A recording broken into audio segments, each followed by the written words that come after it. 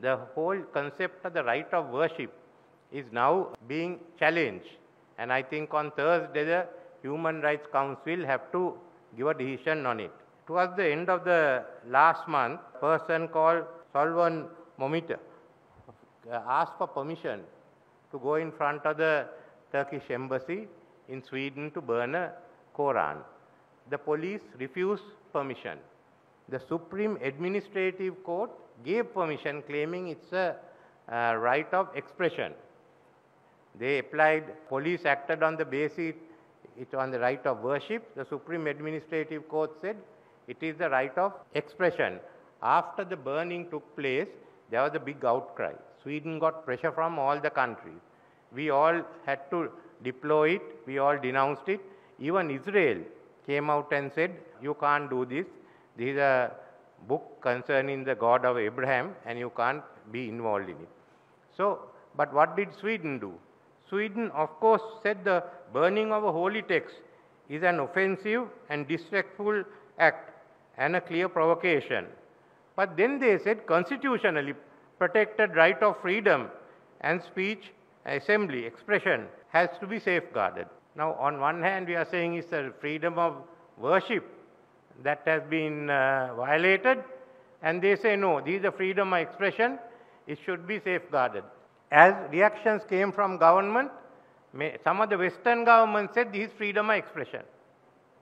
It comes under while they deplored that, they brought it under freedom of expression.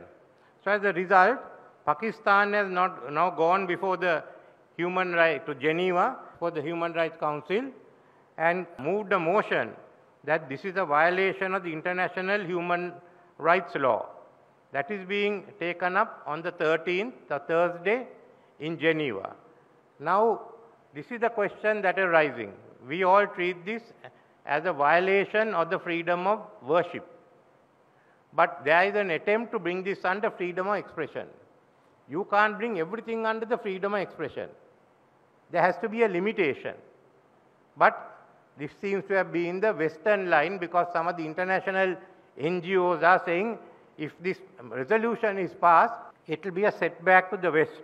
This is not a question of West or East or North or South. It's a question of the right of worship which we've had. It's not a question of burning the Quran. I, for one, am not an adherent of Prophet Muhammad, but I think there are a lot of valuable items in the Quran, which all of us can make use of. Similarly, in the Bhagavad Gita, in the Rig Vedas, in the Bible, we all find. Similarly, there are non-Buddhists who find things, useful passages in our own texts like the Dhammapada or the Tripitaka. So all of us regard this as an attack on religion. But for some of the Western countries, it's one of expression because they are trying to expand the concept of expression to cover disorder. And as a result, they feel that the values, the Western value system has to be imposed. We are all for democracy. And I, for one, am not going to fight. I'm only speaking on this issue. I am not speaking on another issue about Sri Lanka because I have accepted the fact that we have not fulfilled all our obligations accordance with the agreement signed between former President Mahinda Rajapaksa and the former UN Secretary General Ban Ki-moon, and that we will fulfill it. So we have decided whatever be our views, let's go ahead and fulfill our obligations.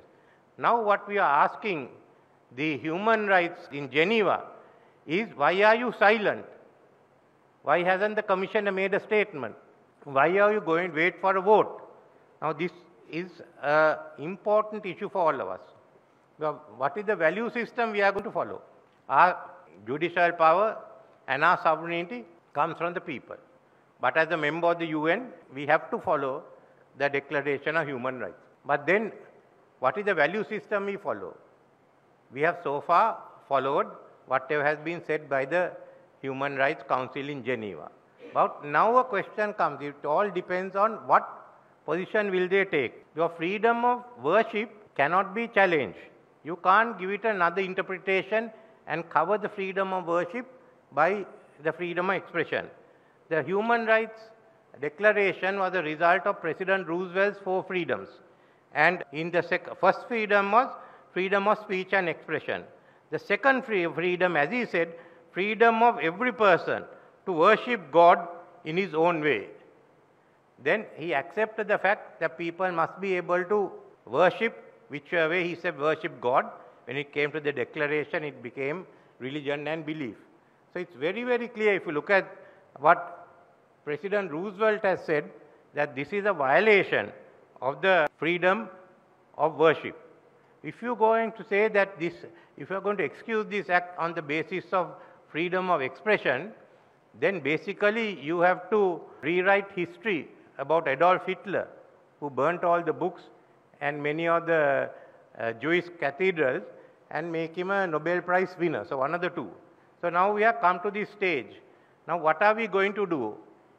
Let's look at what is going to take place on Thursday. If the Human Rights Council gives in to pressure and says this is a freedom of expression, then there will be a total break between most of us in the South and the Western value systems.